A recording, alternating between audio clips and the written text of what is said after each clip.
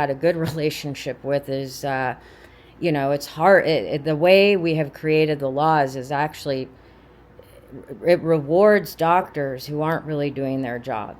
The Hippocratic Oath, however, is very real, and I want to jump to that because in the medical profession, and that is, again, in the documentary Inner Worlds, Outer Worlds, a 3-part series, and again, which relates to the dark wave band, Within, Without is the new record by Houses of Heaven. The Hippocratic Oath and it's basically the wand of 𝔤𝔬𝔱, I forget how you say it, the rod of 𝔤𝔬𝔱, I think it said. I don't have it 100%. There's a lot of like snake imagery with the kundalini energy at the bottom of the spine, the Hippocratic Oath, and the snake can represent, like in the Garden of Eden, it represented evil, but it can also represent divine healing and transformation, and it is the symbol, the medical symbol, all the way back to like ancient Greek society. So the documentary is like a must watch. I would say I watched it many times, and it was like basically required as part of my studies. And I did a lot, hundreds, probably thousands of hours of chanting various Sanskrit mantras. And I played a little harmonium, but I also did the percussion instruments.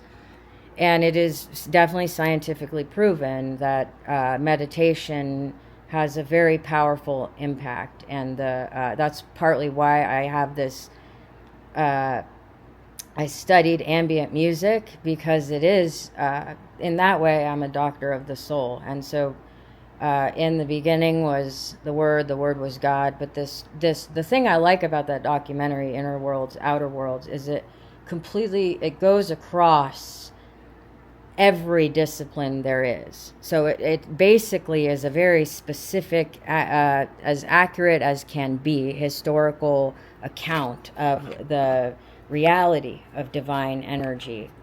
And I guess, I'm in good company with good old the Mr. Tesla himself, who himself studied under a realized master. So there's a lot of great quotes. In fact, Nikola Tesla studied under Vivekananda, and one of my favorite things that Vivekananda ever said is like that God is so powerful and so beyond anything that the mind can fathom. How could you limit? It actually might have been 𝔤𝔬𝔱 who said that.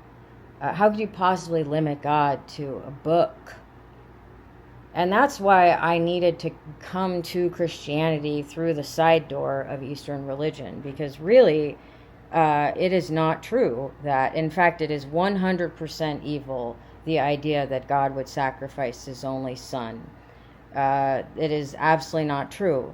God did not so love the world that he gave his only son, and I'm saying that right here, right now. And part of it is, the thing that is really powerful is that every individual person has their own path. However, it is not true that every incarnated soul has access to the experience of nirvana or becoming a realized being.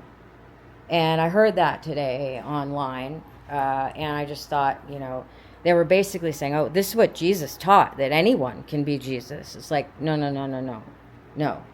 That's not even remotely true. In fact, it's the opposite. And can you imagine the level of rage?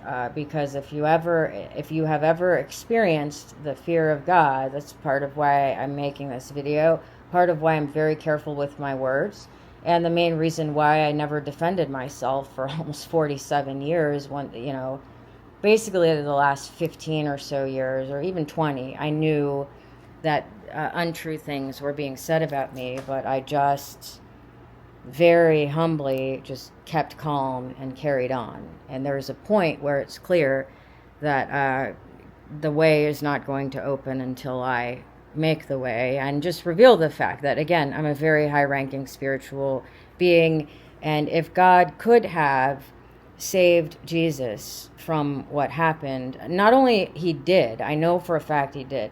One of the lessons of my experience of nirvana is that I learned that people have absolutely no idea, including myself, but much less than the average person.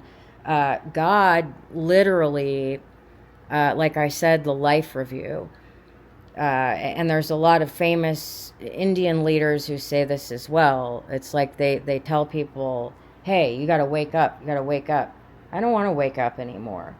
Another Indian famous teacher said, finally attaining God realization, it's like realizing that you've been desperate to go to sleep for centuries and you finally are able to take a nap, because the reality is life is a dream, and a spiritual awakening is often a very traumatic, painful experience. There's a famous book called Kundalini, Transcendence or Psychosis. They have tried to bury that book, but a lot of times the more powerful the spiritual awakening, the more dangerous the mind can become out of balance, because it's so jarring when you realize that everything you thought was real. So I've had the experience in meditation of literally, essentially, we are in a lucid dream in a movie, in a way. I don't know how else to really describe it, but reality is essentially a series of images that are recorded onto the, what's that medication, New Vigil?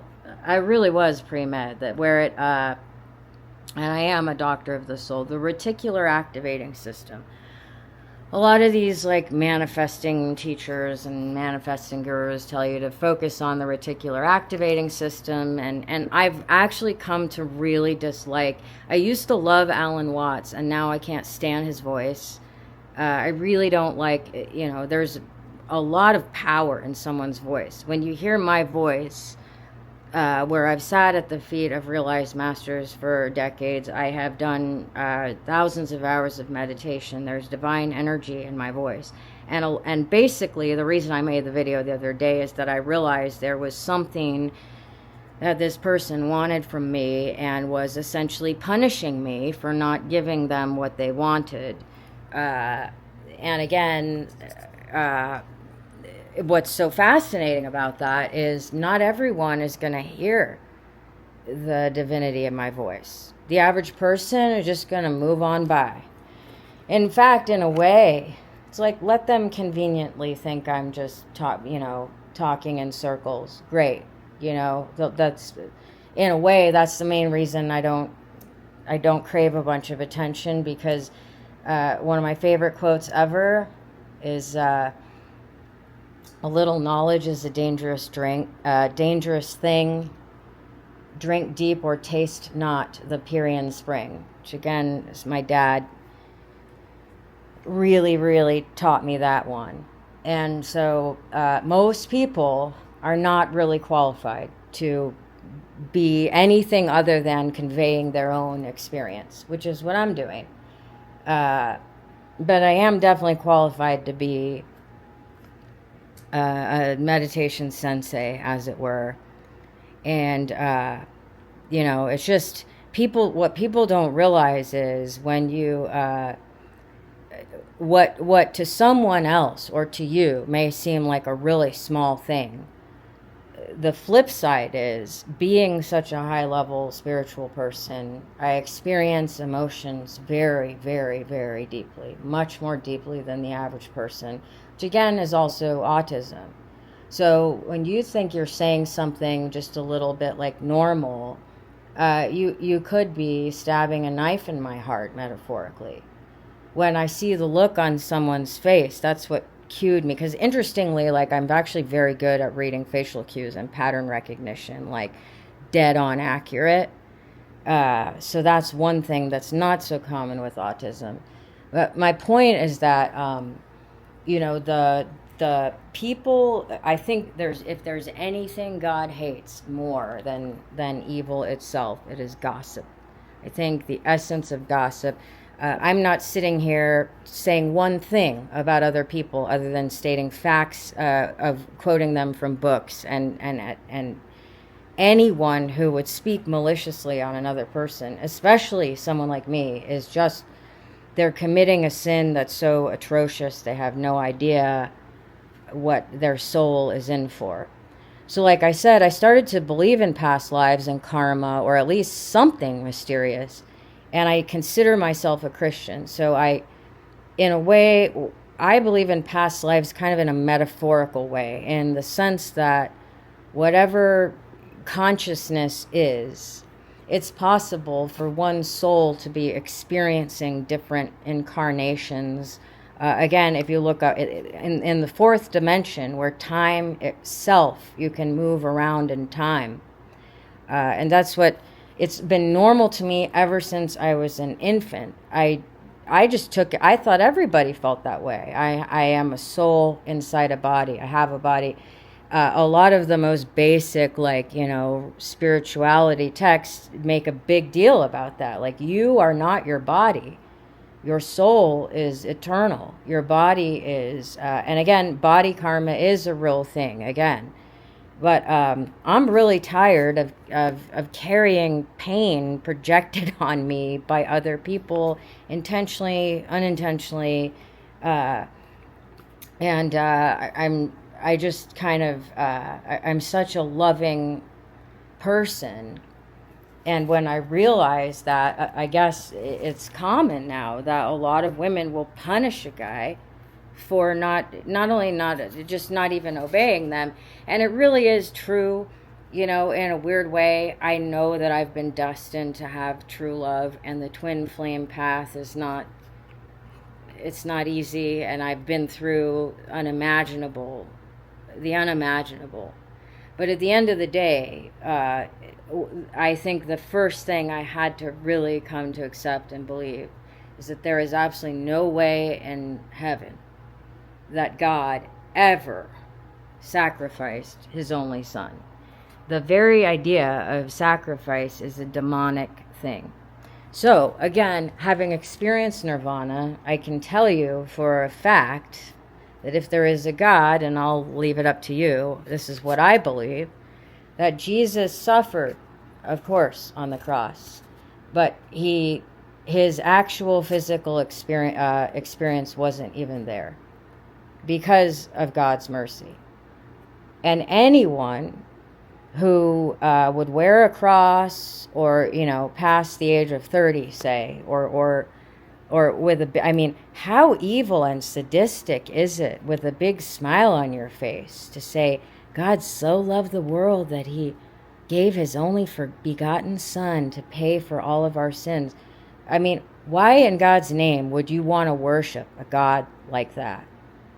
A fraction of a millisecond of crucifixion is such an unimaginable torture.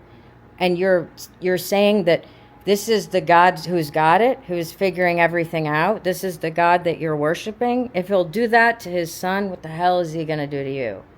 And that's what people don't understand, is that God himself has to have the capacity to be much, much, much more evil than evil itself. Because true love will do anything to protect and defend that love. And I've listened to spiritual lectures. There are stories of parents whose children have been trapped under cars, and someone who's barely 90 pounds is able to, in a moment of divine power, mercy, and grace, is able to lift an entire Ford F-150 up off their child's limb. You don't want to, I consider myself a Christian. I believe Jesus is the Son of God, and I do believe that he is one with God. And I absolutely know for a fact that this random influencer who's saying, oh my God, guys, like, hey, what's going on? Like, Jesus totally was saying that, like, all of us can be Jesus, and like, all of us can totally experience nirvana. By the way, yes, I took acting classes as a kid.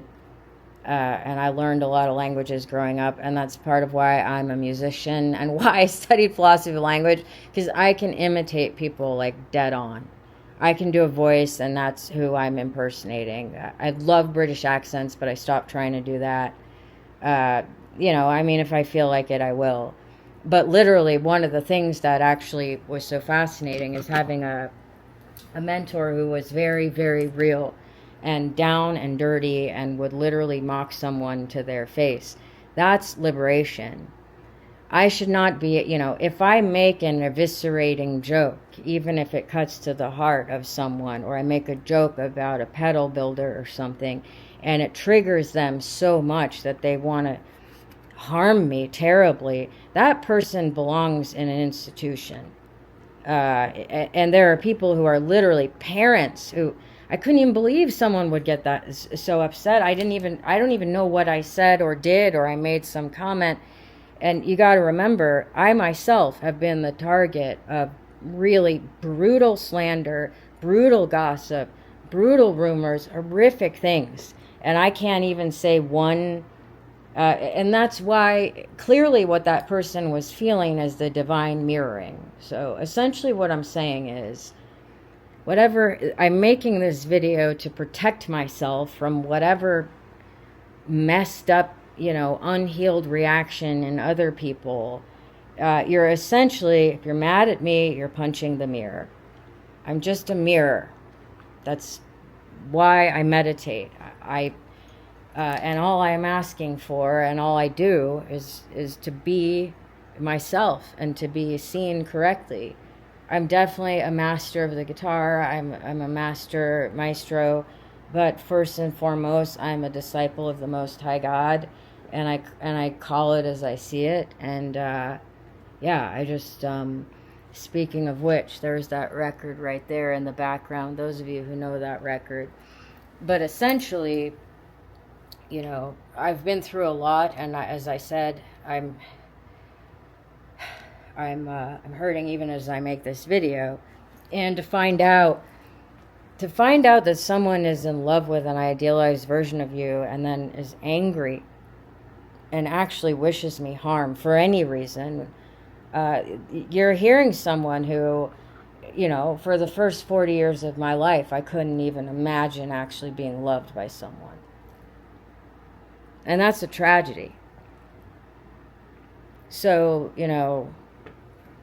shame on you for being triggered and hearing God speaking through me as a channel and wanting to do me harm, because I've got enough suffering and I've had enough suffering. You never know what another person is going through. And that's real. Literally, probably wasn't until I was at least 40 years old that I could imagine anyone, or even dream that anyone would ever truly love me. And most people who are truly called by God will resonate with that 1,000%. So I guess my point is, when I say I'm in love with someone, there's a very big difference. And I was actually shocked that I basically had to accept the fact that this other person who I was hoping I could trust was in some kind of twisted love with me. It just sounds I'm such the opposite of a narcissist, but I really did. It's almost like I had to become a psychopath. Anyway, the bottom line is I realized that there have been several women in my life, just a few, who have literally been so angry that I didn't do whatever it is they wanted me to do. And here I am, not even so unaware that anyone could ever love me, fighting my own battles, as I explained, terribly heartbroken for the majority, pretty much all of my adult life. And there's a lot of different forms of heartbreak.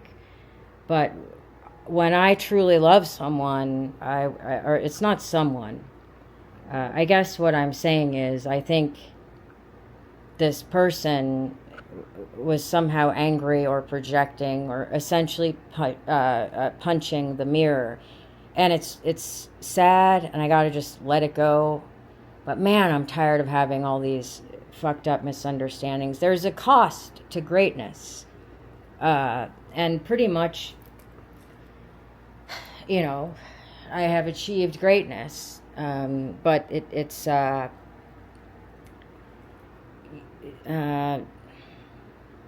what am I trying to say? I don't know what I'm trying to say. I'm tired. I'm making another video just because I feel like things need to be said. And I'm really tired of being misunderstood and misinterpreted. So at least people hearing my voice and seeing me filming my living room, like I said, I also realized that another person was probably really upset and possessed by jealousy when they saw me basically go from that looks can be deceiving, like I said. A lot of success looks like it is overnight.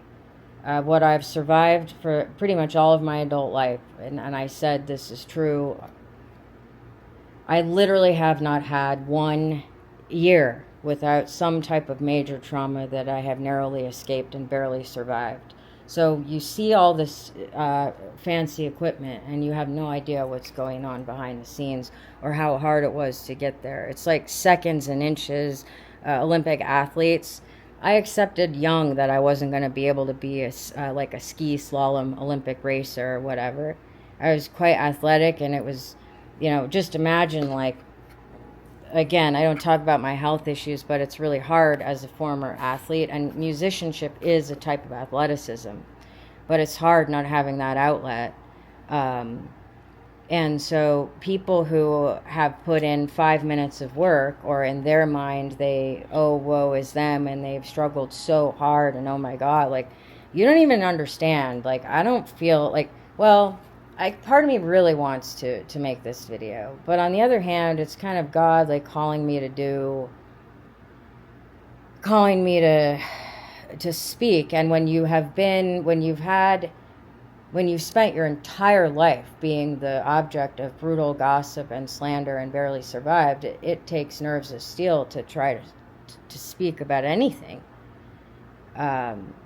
because for fear. And again, if I have ever offended someone, you're punching the mirror, number one. Number two, I am a disciple of the Most High God, and everything I do and say I do with love. There are those who abuse people, and then they say, oh, but I'm doing it with love.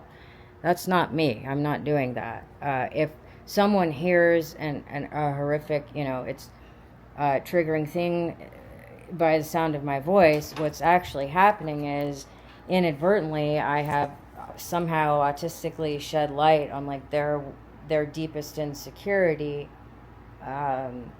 Like, for instance, I've been gifted with visual art skill from a very young age, and I was clearly born with the gift of, like, musical virtuosity, but it was suppressed and suppressed and suppressed.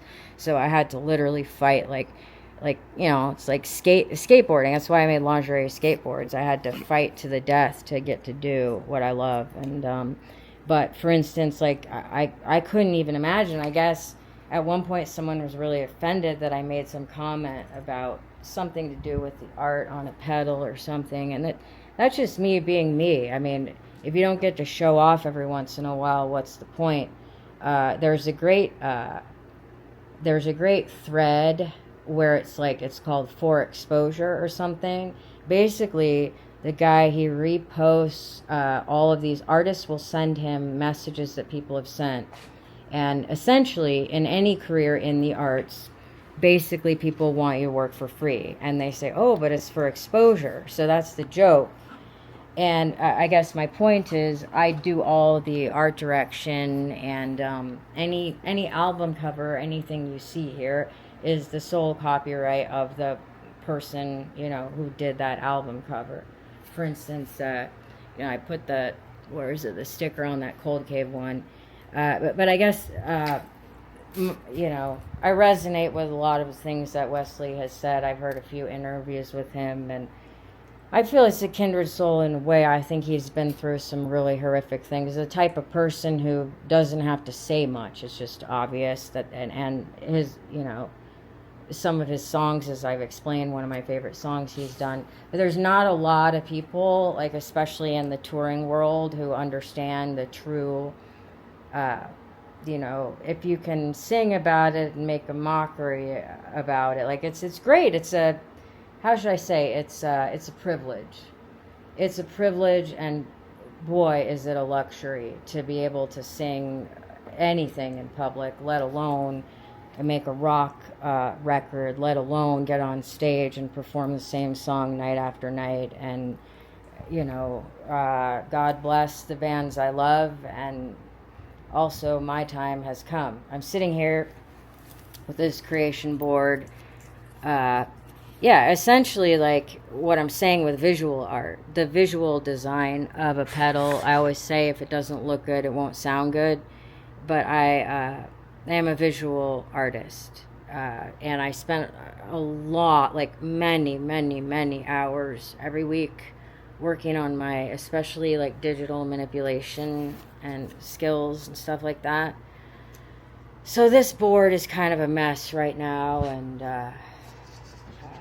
sometimes I have multiple copies of the same record. There it is right there. Again, just being able to listen to a record is a blessing from God, and I just needed to say that because it is absolutely categorically untrue that any soul can achieve nirvana and Godhead in meditation. And like I said, I work for the Most High God. I believe Jesus Christ is Lord. I do, however, have a problem with people who conflate. They say that Jesus is God, and in a way, of course, that's true. But at the same time, I didn't come to that realization easily. I think most people don't understand Jesus at all. But he's also the Son of God. So that's a really important distinction. That's again, my thesis is at laceofspadesrecords.com. It's a philosophy thesis on postmodern philosophy and analytic philosophy, mathematical logic. It's totally pertinent today, and it's honestly a tragedy that I haven't been able to make more money with it. But it's called Wittgenstein's Prescription on Certainty and Contradiction. So as a perfect example, there's a spiritual undertone and an artistic undertone to all of it. Jesus Christ is God himself, but he is also the Son of God. Therefore, he is God himself, and at the same time, he is not. Because clearly, there has to be some difference. If the Most High God, the Lord himself, is synonymous with Jesus, well, then Jesus would have to be his own father. Well, how is that possible? That's where you get into a lot of different quagmires. Same thing with a realized master. You take a realized meditation master who's in a permanent state of samadhi, or so they claim, and you have whatever proof you have. Imagine the state of omniscience, omnipotence, and omnipresence. Those are the three main things with God. Let's not forget love, that God is loving. No loving God would ever sacrifice his son. But my point is that essentially, to be omniscient, one must at the same time know all things and know the only one thing that is pertinent at that moment. So like in the school of meditation, it wasn't really like a school. It was like a mystery school. I was taught that the leader had an omniscient connection to the Akashic records, which is a pretty bold claim, but that basically that omniscience meant that at any moment, if he needed to know something to save your life or about reality, it would basically come to him. And that made a lot of sense to me, because omniscience, in the truest sense of the form, God has to be able to be stronger than his son, and more powerful, and know more. He has to be more omniscient, more omnipresent, and more omnipotent. And just because you know it looks like Jesus was crucified, we don't know what was actually going on. And how do we not know this whole thing right here is just some movie? Again, that's why the teacher, the spiritual teacher, holds a mirror up. And anytime you have